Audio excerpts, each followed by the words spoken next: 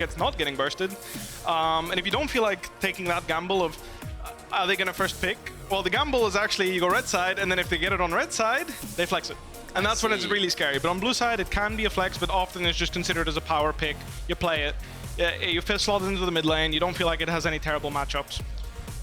Early on in this draft, we have the Set and Akali removed, as we've seen for the rest of the day. Jarvan, Elise, and Soraka taken away by Vitality. So Soraka ban is a bit surprising, I guess. I guess she's spreading her presence around the EU, if you will. Set and Akali are two solid flex picks for solo lanes, champions that can be a headache, blind picking into. Pantheon, the exact same.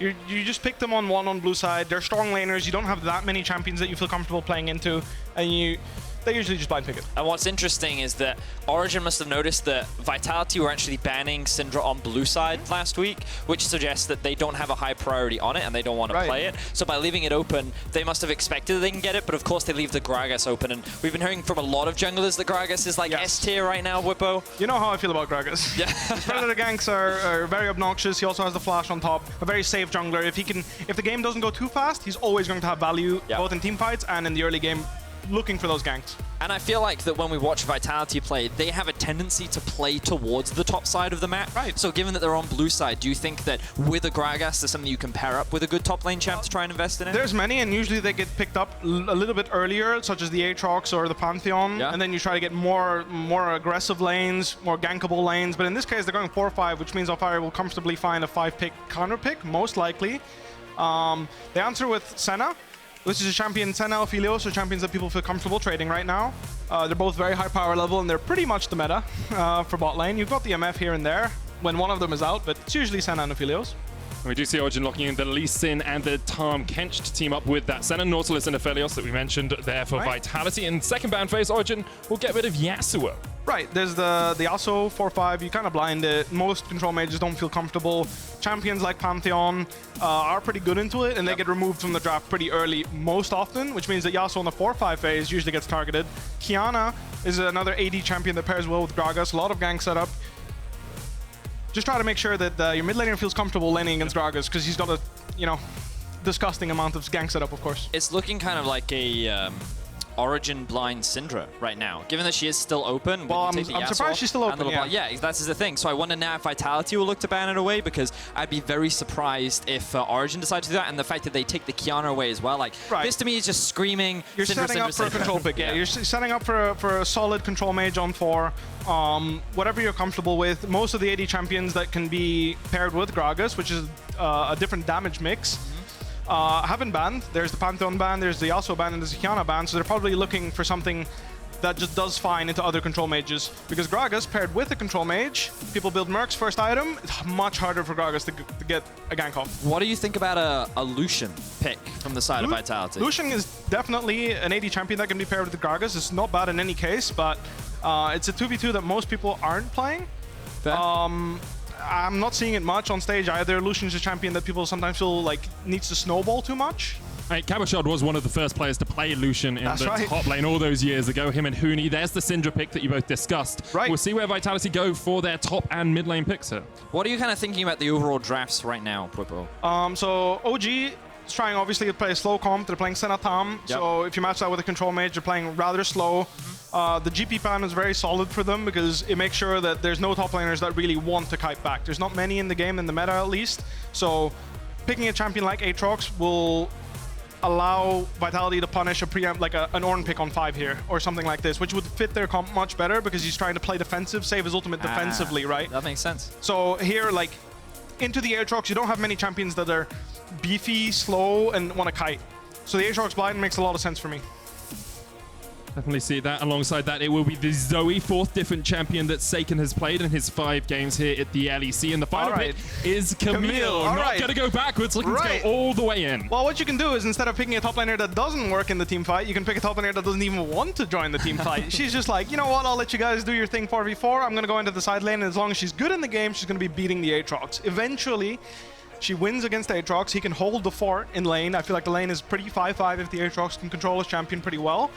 Cabochard obviously skilled enough, Alfari very skilled as well, which means that there is room for Camille to find plays, find gank setup and whatnot, but Aatrox in general, I feel like personally has control in this lane. He's got more push, stronger abilities in the early game, and in general is just trying to get ahead of Camille so that he doesn't get outscaled into a different dimension later on. Well, I'm very happy that we get this matchup and we have you on the desk, Whippo, because this is a very unique matchup. Well, I say unique, but I think it gives us a lot of opportunity to see some very cool trades in the 1v1. When we kind of look at the rest of the draft, what do you think about the scaling aspects? You talk about Origen playing a slower comp, but when I think of late game, I think of Zoe Gragas offering a lot of value into the late game relative to someone like Cassandra and Elite. Right, so I think in this game, specifically, OG's comp, Lee Sin is doing nothing. He's just there to make the early game bearable.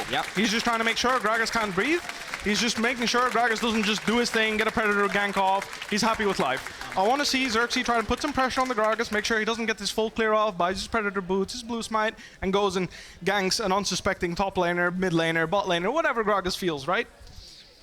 Okay, that's interesting to look Now at. for team fights, as you asked, the scaling aspect, mostly, I think that OG just wants to sit as 4 mid, try to defend any engages, and, well, Tahm Kench eats the bubbles, mostly. Hopefully you dodge a couple of those. And then you just wait until Camille takes over the side lane. I think that's definitely going to be OG's game plan going forward, and the way Vitality is going to counter that is by getting a good Gragas engage with a good TP from Aatrox, perhaps a Nautilus ult. That's what we always talk about. If a team's waiting just to split push or have one person in the side lane, you hard engage onto that team with a numbers advantage, right? It's basics of League of Legends. Absolutely. We do have a slight pause just at the start of the game, which is why we're taking a minute before we get in. And it happened with Cadril last week, Whippo. We're just keeping you here for longer. We like your dulcet tones. We like talking to you. So you talked a little bit about the isolation of the 1v1 matchup, like the Aatrox should win early on in the 1v1, Camille then outscales. How do you feel these junglers are going to be trying to affect that? I think Xerxes is going to try and make sure that Camille's scaling safely. Obviously, after 6, there's the Camille, very good gank setup, very easy to look for a kill on Aatrox. I'd like to see Alphari pick up the anti-healing very early so that they can look for the gank opportunities on Aatrox, especially pre-6.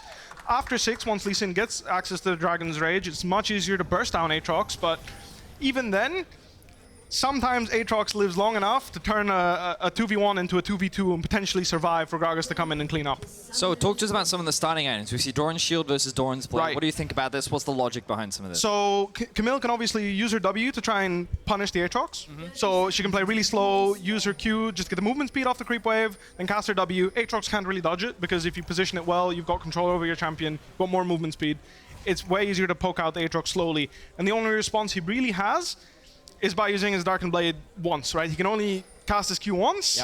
You hit it with the edge of the blade, you trade a W for a Q, that's worth it for Camille. I see. If Aatrox commits that trade, so can Camille, and in that case, Camille's passive comes in play, and she ends up winning that short trade. So, I mean, everything you're describing right now makes it sound like that this is a really good matchup in the early laning phase and the outscales for Camille. So what can the Aatrox do? I wouldn't say it's a really good matchup for Camille because Aatrox can just force a trade on her. Right. And if he's committed to the all-in and goes very, very ham, he can actually end up winning the all-in trade. He then gains control of the minion wave, creates a slow push because his moves are mostly AoE. Which means that his jungler can influence and potentially look for a kill, right? I see. So he gains control over the minion wave the more you trade, which is very valuable if your jungler is first, which in this game it's not, right? Lee Sin has a little bit of tempo. He's starting bot side. Both junglers are starting bot side to try and influence the top lane matchup because this is where the game is going to be decided. If Aatrox can hold down the Camille for the rest of the game, OG doesn't really have a way to win the game, really. Like, they obviously have a strong 4v4. They're just chilling. Nothing much happens, but you'd still want the Camille to be able to pressure Vitality into making poor decisions into the mid-late game. Origen's primary win condition will be having Alphari in that side lane, then playing Fort in the mid. Vitality trying to stop that, of course, with Kabashard. Seeing what he can do against Alphari early on. We've already seen Alphari get a little bit of damage down, and as you said, both the junglers heading up towards top. Actually looks like Skeens skipped his Razorbics, skipped his Wolves, and is coming straight up here after that blue buff. All right, so what happened here is that Kabashard, he didn't quite commit as hard as you'd want to. Camille got the W off, and then he kind of chickened out. If that happens and Camille gets level 2, you have to back off all the way. Right. Because he didn't back off all the way, she ranks up her hookshot. It's very easy for her to get another easy, quick trade on. And from this point on, the slow push for Camille. Ideally, I'd like to see her crash this wave. And then look for a recall. I believe we call this a cheater recall for anyone that watches LS. This helps Camille put the wave in a good position. Much harder for Aatrox to breathe. He can't really push up because he risks getting ganked and his jungler has to come and cover him, which is never a nice thing to do if you can't actually get a gank off. Bit of trading in the bot lane as Jack Troll landed the dredge line, but Comp is just going to push in this wave. Now, Whippo, something that you did talk about earlier as well was you wanted to see Xerxes trying to get into the face of Skeens and try and pressure this Gragas out. And what he's utilizing well is the pressure that he has in mid and top to already invade. And something that you also talked about was providing safety for Alphari. So even though the bot 2v2 is struggling, when you're running the Senatom, you're typically playing for that defensive style. And by bringing Nukeduck up, this whole game plan speaks to be like invest in top, while Vitality try and invest in bot. Yeah, Vitality look for the dive in the bot lane. It's very difficult against a time catch. Here we go. We've all been there. Knocked into the wall. We've all been there with those. Flashbacks, deja vu for you as Destiny eats the thick skin. Comp trying to get the kill. We'll get it. Jacktro's going to fall as well. As will disaster. Comp. It's over. The game's done. They've lost top lane. They've lost bot lane. Just give it to Origen right now. All right, so what happened there was they didn't quite manage to kill the Tahm Kench, and Comp ended up using his Q on Aphelios, which you can't actually cancel. So he was stuck auto-attacking, and then Upset already being in range, just walked up a little closer. Comp takes the turret aggro. Jacktroll dies from the second to last tower shot. Comp ends up taking aggro, dies as well, and it's just disaster really, especially considering they got a dive off top lane, which, well, there was not much Cabochard could do after the initial trade. He messed up initially, giving priority to the Camille, but the way Skeen's path implies to me that they weren't planning on playing topside, and he probably just assumed, you know what, I'm going to be fine, I'm going to try and survive here. So talk us through, when you're looking at this as a top laner, you're like, there's actually nothing I can do, right? It's very, very difficult. He basically has to flash the hook shot, or uses Umbral Dash to dodge it, and then he has to use the other move that he has left to dodge a Cinder Stun, and then maybe you get a 1-for-1, but you're dead no matter what. And here we can see the hook landing initially from Jacktroll, so he draws aggro, but then a stun comes out from Comp, and now they're looking to try and end things off. Destiny doesn't have any mana. One of the problems they do have is Upset does get that level 3 mark, along with Destiny, so they have that extra bit of stats available to prevent the dive from happening. Yeah. Because you've got to remember that when that dive was happening, top Cabo was only level 3, versus 3 members who were level 4. A big issue with that dive on the bot side was that Comp wasn't actually hitting when Gragas body slammed and took aggro on the Tahm Kench. If they were able to do that and then de-aggro and then loop around backwards... Oh, this is not good. Well, yeah, a lot of action in this early game. It's a bit of a struggle bus already for Vitality. Nukeduck not level 6 yet as Seiken gets some damage up, but the paddle star's already been used as the cleanse away from the Ignite, and Xerxes looking for the jump in from the side. One more auto would be enough, but they get into the belly of Destiny! Seiken still has the flash, but the last embrace is going to lock him up, and this should be more for Origen. However, Nukeduck's fallen, the Tahm Kench has been caught as well, and now Origen are running for the wins. Double flash into the sentry, responds the blast cone. I called it over way too early. This is Seiken's got flash! He's going to jump away, Seiken. Not quite able to get in range. Whew. All right, so we've got a lot of action. No, that's a lot of action. So I wasn't even finishing explaining the dive, but here we go. Whew. Let's see. We get a replay. You can watch it again. Beautiful. It's fine.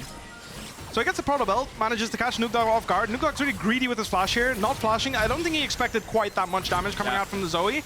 Obviously, her picking up the summoner spells, running him down with the bonus movement speed she gets from the W. And then here, they feel like they can turn on Zoe, but Lee Sin doesn't have the Sonic Wave, which means that there's not enough damage to finish her off. Yep. And Vitality gets the collapse. I mean, one of the biggest things as well is the fact that Seiken was level 6, Nukeduck was only level 5. If he'd had that ultimate, they may have been in a stronger position to turn and maybe win the 2 versus 2. But the moment those flashes were gone, you give Zoe that extra power, and they were able to find a good Nukeduck's got no sums here. Dredgeline doesn't connect, but Skeens is coming in as well. It should be easy. Oh, it misses the bubble! So the phase rush coming in clutch there, actually. Yeah. The slow from the Gragas cast didn't quite do anything, really, thanks to the phase rush, and then the bubble misses. I feel like Jacktroll should have just played slow, held his hook, waited for the body slam, and followed up CC right there. Not sure. I didn't see the start of that play, so I didn't see where Zoe was, so I don't think she could follow up on the body slam that easily, but that's just unfortunate. I feel like if we hold the hook there, that's a guaranteed kill, and the game looks a lot better for you. Still, it's not a bad game. They made a nice comeback play. The game is playable because you got the BF sword and the Aphelios. Yep. He's chilling. He's happy. He's got some gold to spend. It's actually ahead in gold in that lane now. Absolutely. So, all in all, other than the top lane matchup, bleeding heavily right now, and it will get worse. So this was my question, Whippo, because obviously, if you're a top laner in this game, you've been involved in none of this action, as is normal for your game, right? You've been dived once. You've been dived yeah, you've been dived once, and everyone has now forgotten about you. So if you're the Aatrox in this position, how worried are you about the game state? Well, right now, you're just praying to God Lee Sin decides not to kill you here. Right. Camille's got the ult. Again, there's no anti-healing on Alphari, so maybe he feels comfortable with fighting in this creep wave. I personally think that he might be able to pull off a 2v1, so I can see where the confidence came from, but for him getting this recall off and hopefully picking up Ninja Tabai or some defensive itemization will help him stabilize the lane a little bit and try to, well, he went for damage, he wants to kill people. I can respect that, I can respect that, I can respect that. I just think in his position right now, he just wants to not die, not lose the game for his team. Or at least slow down the process of losing the game for his team, because that is going to happen once Camille finishes her items. So his TP is going to be up in, I think, like a minute or so, something like that. Do you think that that could be an option where they try to invest a TP bot, try and shut down the bot lane or something? I mean, right now, I feel like most of the action is going to be decided by the junglers. Right. They're both about to hit 6, and all lanes at this point are somewhat volatile. There's just a cleanse on mid lane, which means Gragas can still look for a body slam flash. No flash on Nugdok. There's no flash on Seiken for the same reason, no cleanse even, which means that with a gank setup from Cinder Lee Sin, there's an opportunity there. Bot lanes, there's still no flashes. There's a flash on Tahm Kench, but Upset doesn't have it, Comp doesn't have it. And then top lane, there's just a lot of gank setup here. So no matter who's going for this gank, it can work. I do like this vision toggle on the minimap, though. It's actually very little vision that Origen have right now. Sorry, that Vitality have right now. Origen have littered that bot side river. Vitality getting a ward in here or there, but quite difficult for him to in this situation, forward. Yeah. Kabashat mid-played a lot, but again, maybe? No, he can't. So what ended up happening there is he used all his stacks on his Darkened Blade, his Q, and Alfari played it properly, dodged the third Q with his ultimate. There's no healing, there's no damage, there's nothing. You just die. I'm beginning to think, Bwippo, that you don't need either of us here. There's a lot of action to talk about. It's great, man. No. I'm loving it. You're really informing us, but I could just hold my mute button for the next 10 minutes and let you guys chat. So in that case, the wave is frozen for Kabashat, and he wants to make sure that Camille has to come into him to get the gank off. Yeah. He went ahead of his own creep wave, which means it was vulnerable to getting hit by Lee Sin's Sonic Wave really easily. It was too easy to kill him there. All right, so let's have a closer look at what you were talking about. So this is what you mean where he he goes in front of the creep wave. The hook shot's too easy. He can't really dodge it that close to the wall. He has to flash it at that point, and of course, must not have expected Xerxes to be waiting in the bush, and he just gets a little one-tap free kill. Do you think some of the logic there is to try and bait the OG duo into a fight because he sees Zoe and Nautilus moving up, and he thinks that he can survive long enough? And again, if you have defensive itemization such as the Ninja Tabai, I can totally see it working. But with such an aggressive build, you're not tanky enough. Fair. I am going to thank you very much for your time, Bwippo. It's been incredible having you here. My voice is a lot better for it, but we're going to have you leave now. All right. Thank you very much for being here, Bwippo. Thank you, Bwippo. Enjoy the cast. Thank you. The fans go wild for the top lane maestro himself. Thank you very much. Thank you again, Bwippo. Wow, that was extremely insightful. It was. Bwippo. We learned a lot about top lane and the rest of the map because a lot of action was happening everywhere. It was great. Origen we'll just do a quick state of the game analysis here. Yes, Origen have 1,000 gold lead. 2 kills on Upset, who's got his Manamune stacking up already. Almost Trinity Force complete on Alfari in the top lane. So feels like Origen are in control of this game all round. I mean, yes. Something that Bwippo talked a lot about was Origen's primary win condition is Alfari. And as we can see, he's now sitting 1-0-1. His Trinity Force is nearly completed. He's in a very powerful position. So Vitality are investing a lot of their resources into trying to put him behind and trying to shut him down. That's kind of like their next game plan. Obviously, what we also talked about was Vitality could look to try and force some of these fights, 4v4, maybe even find a 5v5, because Origen is mainly going to be looking to play slower, play defensively, play disengage, while Alfari generates pressure on a side lane, which means that for this early Mountain Drake, OG likely will not look to contest it. If they can get it for free, then they may look to grab it then, but running the risk of finding a fight around that objective is one way in which they could lose control over the game. And they don't need to do that when they know they have this scaling side lane pressure on their side.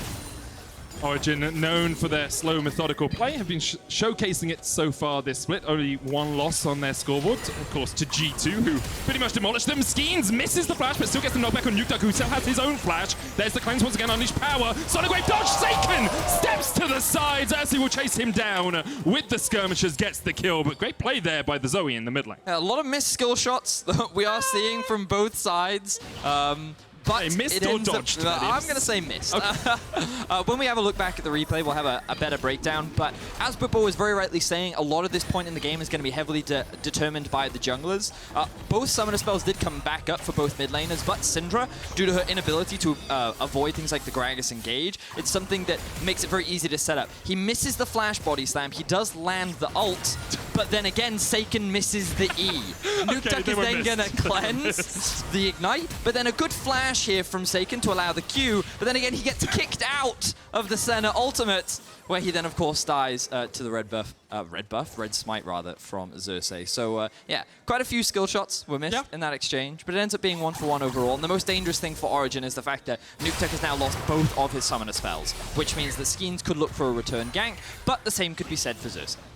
Let's see who decides to go towards that mid lane. Of course, Zoe, although with a lot of mobility in her kit, it's actually quite easy to catch out when she doesn't have her flash. You know where she's going to land from the portal jump.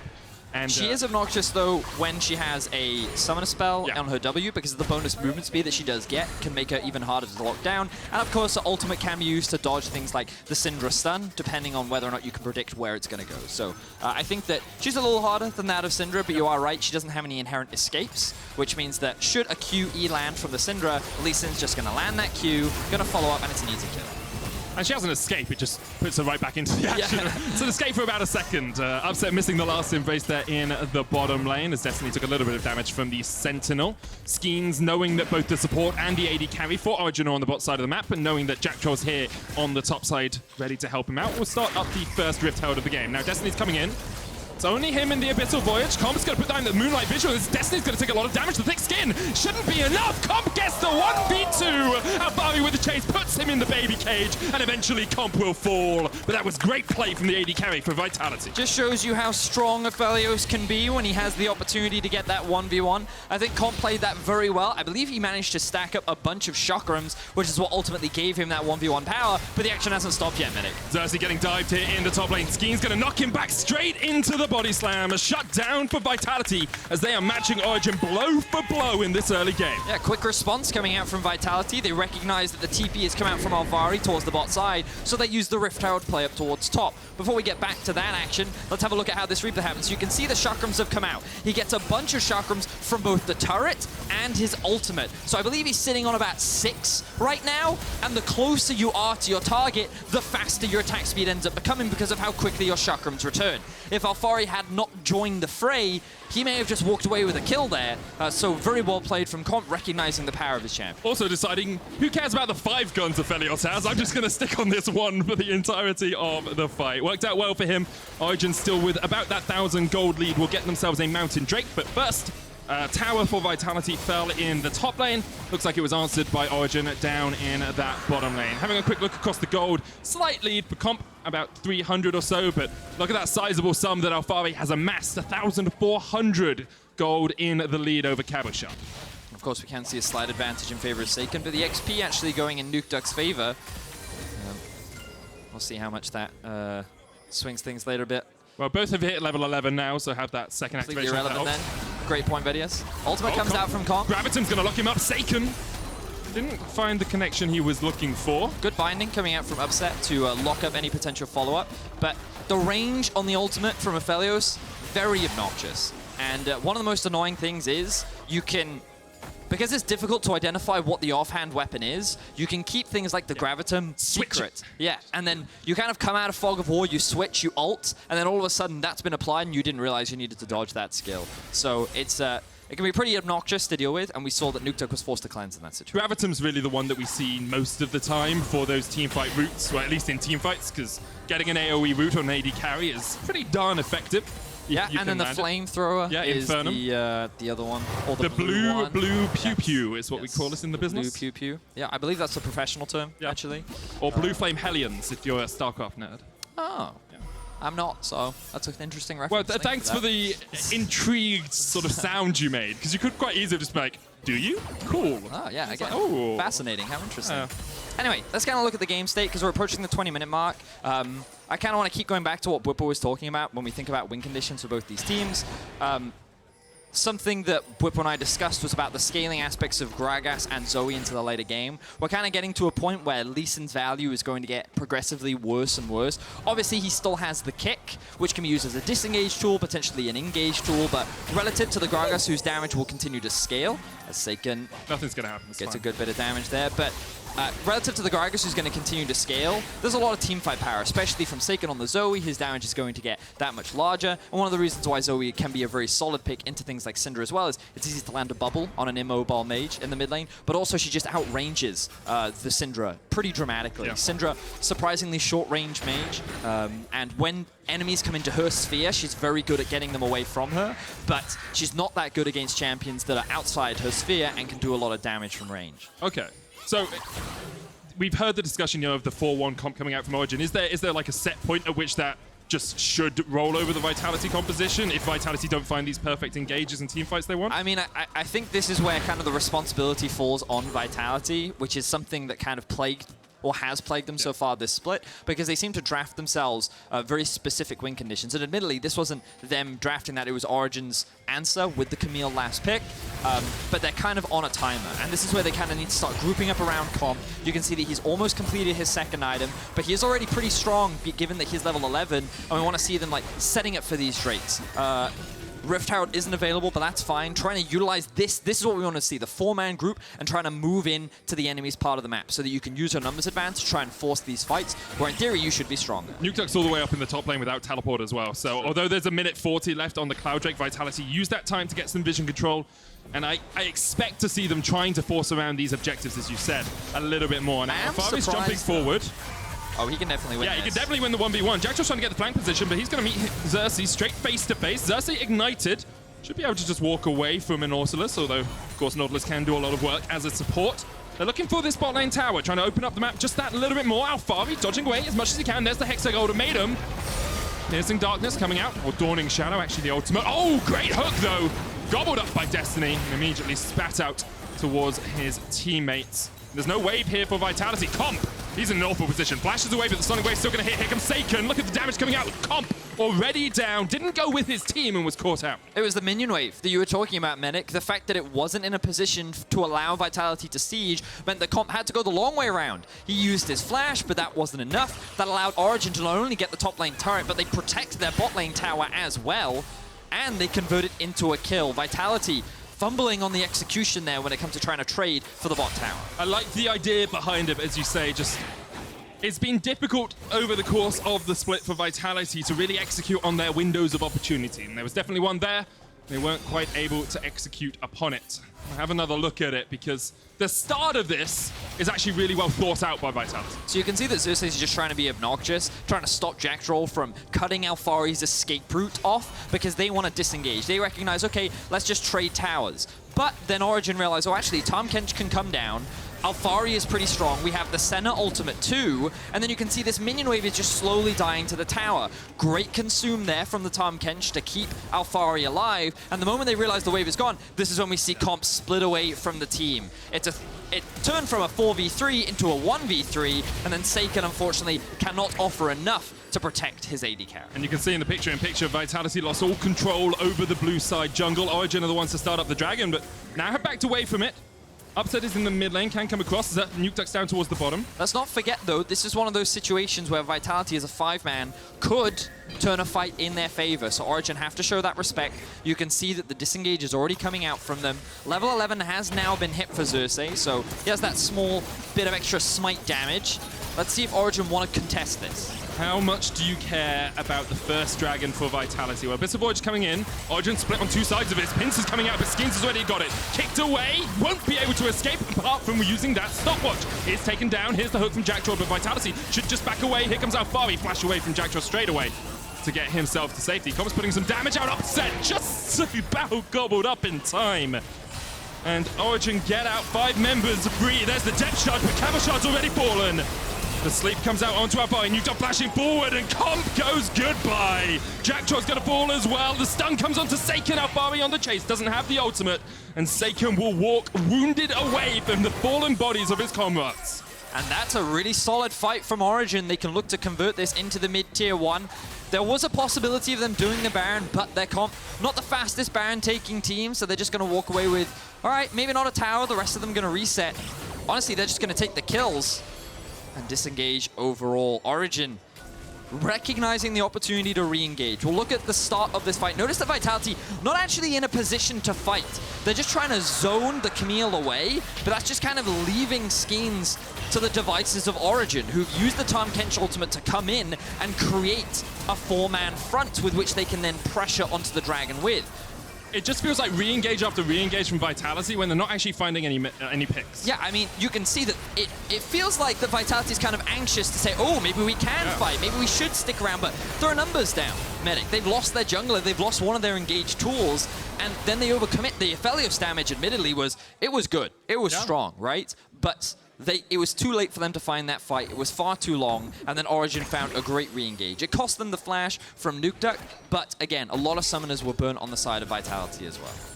And 23 minutes in, Origen went from having a 2,000 gold lead to a 4,000 gold lead in that last fight. Jumping ahead by 100%. You've got Duskblade and Muramana finished on Upset. You've got Ludens and Banshees finished on Nuke Duck. And Alphari, the split-pushing threat, already has his Trinity Force and is on his way to what appears to be a ravenous Hydra. The extra bit of lifesteal makes you a very strong duelist. It also adds a lot to your wave clear.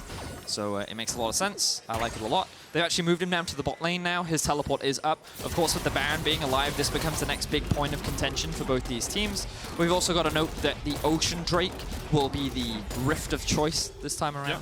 And having that extra Ocean will definitely make you much stronger if you're able to get that Soul. But honestly, I feel like that the Soul is not going to be the biggest priority this game. You're just kind of looking at that countdown time and you're saying like Alphari is going to get more obnoxious, more difficult to deal with as the game progresses, and Origen look to take the mid-tier 1. And we're still at minimum 12 minutes away from a Dragon Soul in this game.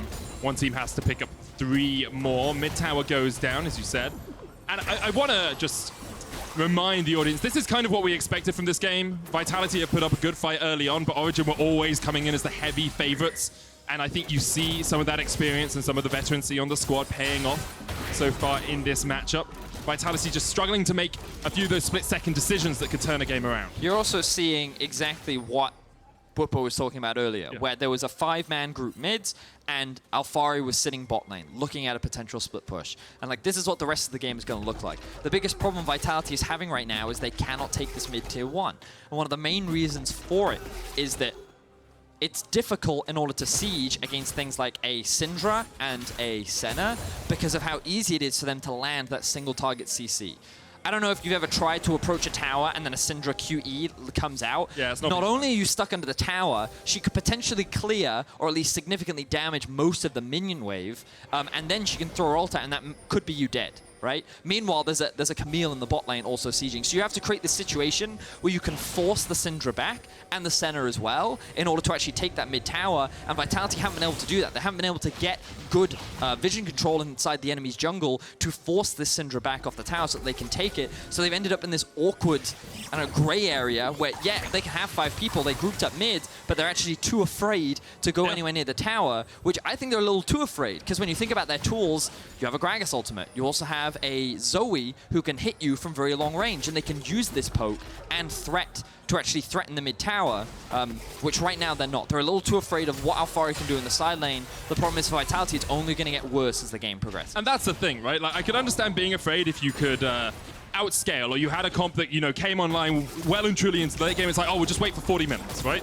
But if this is just going to keep happening over and over again, at some point someone just has to say, okay, guys, I'm going to step up. Maybe I'll lose us the game, but maybe I'll make something happen for us as well. And you do wonder if someone, you know, one of the more veteran players on the team, like a Cabochard, like a Jack Troll, is the guy that needs to be making that call. We will see if Vitality decide it's time to pull the trigger, but for the moment, they're just going to clear out mid. Jack Troll, whoa, Upset just shreds through him right there, just with the Senna, Duskblade complete, sitting at 43 missed off that Absolution passive, so has increased the range twice. So it's 650 now. Yeah, plus a rapid fire cannon. Yeah, the rapid fire cannon is what makes it really obnoxious. We've actually been seeing Senna's prioritize it earlier compared to what we saw before. Sometimes it was like a 5th, maybe even 6th item. But now you try and get it earlier, you have that much more poke. But also, if you think about it, it makes it harder for Vitality to engage on you because you can apply that slow straight away. That much earlier. Exactly, man. So we can see the Ocean Drake is alive. It is alive. It has now been alive. It will now be alive. You'll notice on the minimap that Origen have just abandoned the top side. They've also sent Nukeduck into the enemy bot side jungle as cover for Alphari to make it even easier for him to siege onto this tower and take away this objective. So we actually used to see G2 do this a lot, where Wonder and Perks would both, if Wonder was split pushing, Perks would come down and join him, and they'd collapse on the one player, kill him, and then go for an in-hit, because they knew the enemy team couldn't react. The irony is we'd also see it from Vitality of last year. Yep. Cabochard and Jizuke were very well known for this play, and they would often do it a lot with things like Rise, where the Rise would be split pushing, then Cabochard would appear in the lane, and then they would Rise ultimate in, and then they would try and rush down these towers. So it's something that Vitality, or at least Cabochard, is definitely going to be familiar with, and that's why he shows so much respect towards it.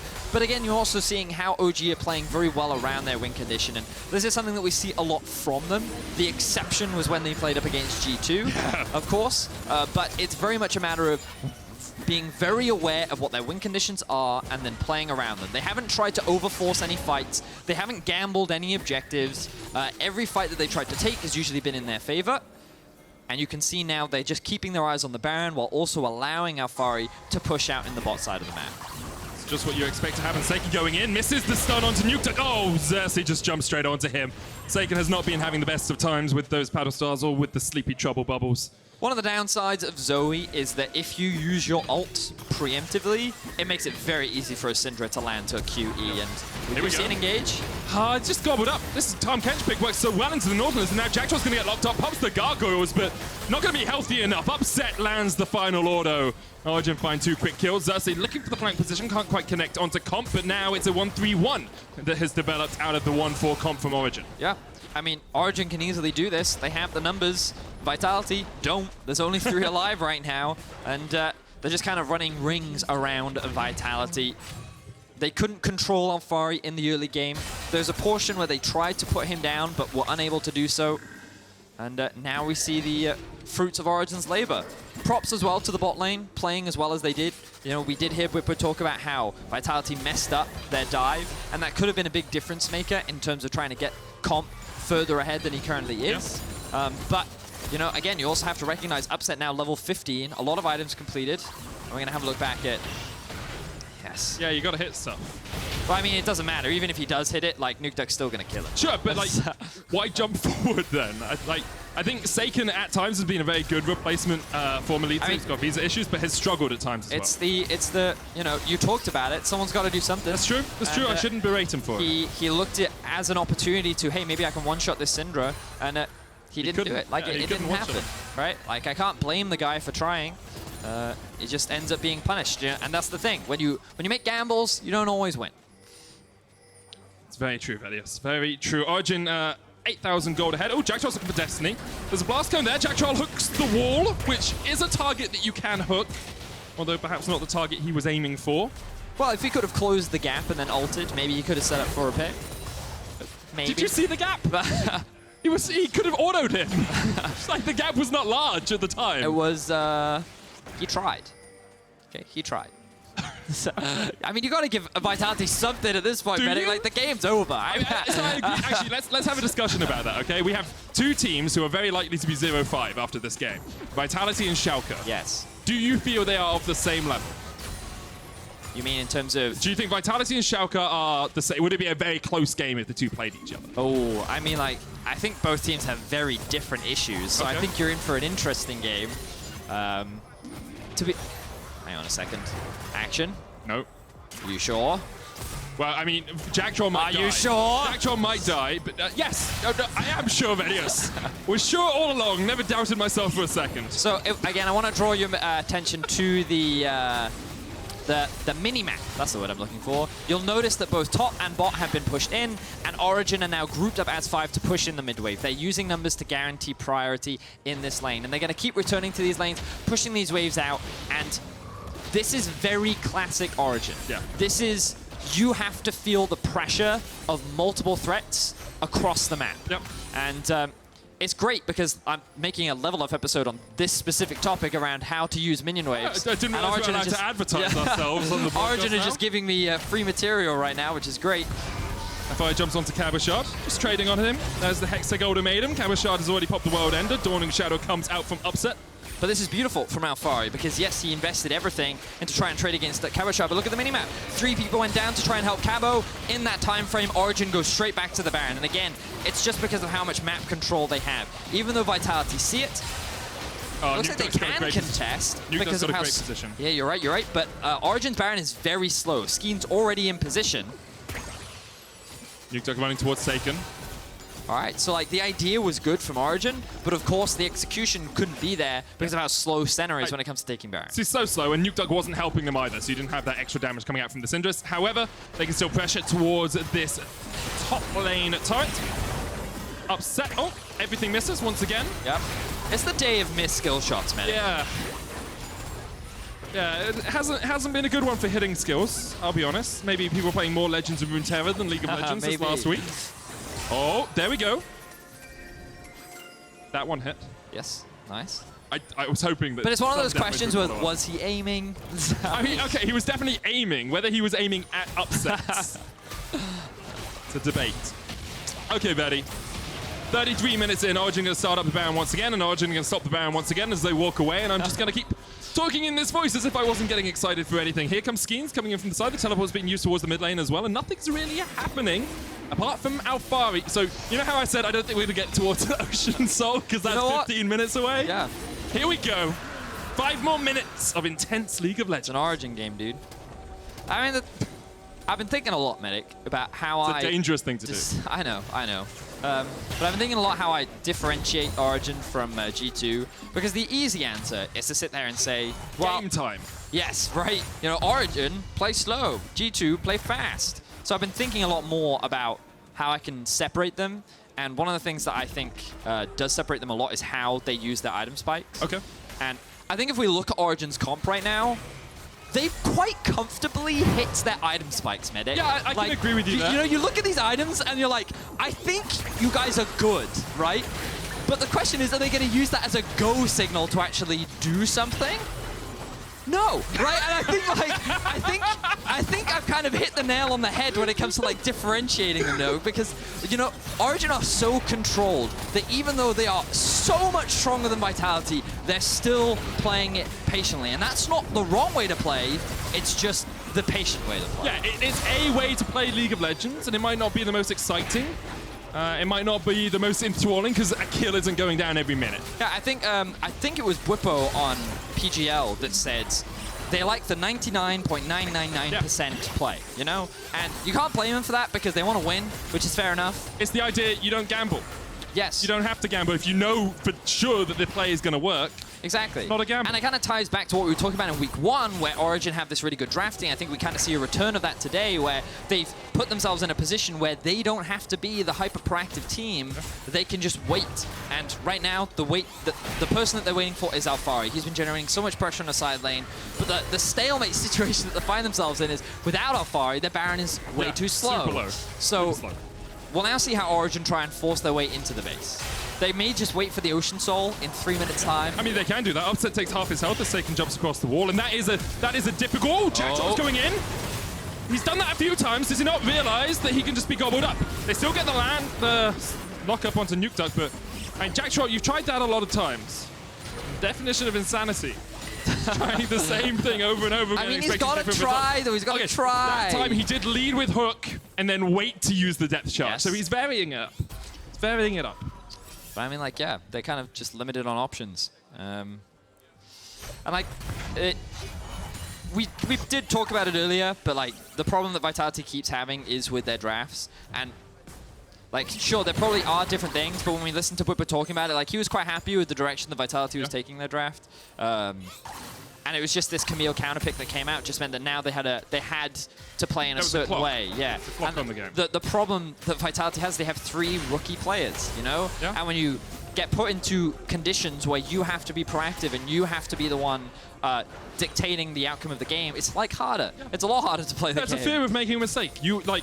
When we played Clash together, I was afraid I was going to lose the team the game. And this is a lot bigger than Clash. This is a lot more important than a single game of Clash. Sure. I played incredibly well, everyone at home. Hard carried the team. Didn't get carried by Alfari. The fact that we were playing with Alfari had nothing to do with it. I don't know what you're talking about, Vidius. It's all my Rakan. Anyway, Vitality setting up down towards... Oh, they've actually brought Alfari, Alfari sits. this time. So the thing is, Cabochard's all the way down to the bottom side, and Vitality have no idea where anyone is on the map. They know that no one is in this blue side jungle, and that's about it. Now they know. Now they know. Here we go. It's time for the show to flow. Please stop rhyming. I've drunk my water now. The damage coming down onto Jackdaw. Upset uses the Dawning Shadow, but Vitality have to get in there soon because that Baron is very low. Saken jumping forward, looking for the steal, can't quite land it. Jackdaw on the front line lands the knock-up onto Nuke Dog, but you have to feel that Origen could just turn and burn on this fight. Alfari flashing forward straight onto Saken. Comp trying to get in from the side as well, but Alfari still has the GA. The rest of Origen are on the chase. Comp just about able to get away, but the rest of Origen is going to chase him down. Upset goes godlike. Comp trying to trade against the Tarm Kench, and he's winning it for the moment, but Upset is here now. Alfari gets a kill on the top side. Comp goes down on the bot, and it's 7 kills to 6 for Origen. The ace comes through for Origen. They do not lose a single member, and now they have the base in their eyes. Origen gonna look to close this one out in around 38 minutes. Well, they keep trying to extend the game time in the league, Vedius, but that's only about 5 minutes slower than our average. Origen, they did it the way they do. They painted by numbers. It was slow, it was methodical, but it's everything Origen has come to be known for here in the LEC in spring. Vitality tried their hardest, but it just wasn't enough. Origen take the game and go 4-1 in Spring Split. Yeah, clean, controlled.